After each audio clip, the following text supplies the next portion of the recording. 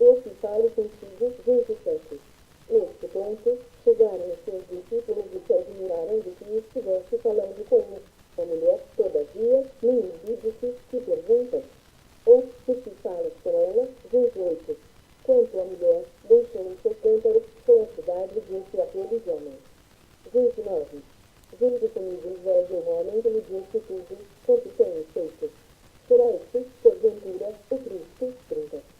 Saíram, pois, da cidade e vieram ter com ele 32. Nesse instante, os discípulos lhe rogavam, dizendo, Mestre, come. 32.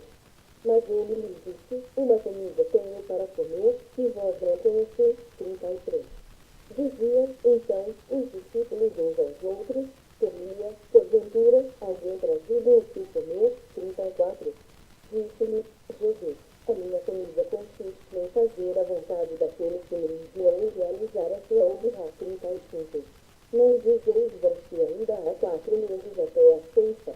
Eu, porém, vos digo, eu vou os olhos dos campos, pois já brancejam para a ceifa. 36.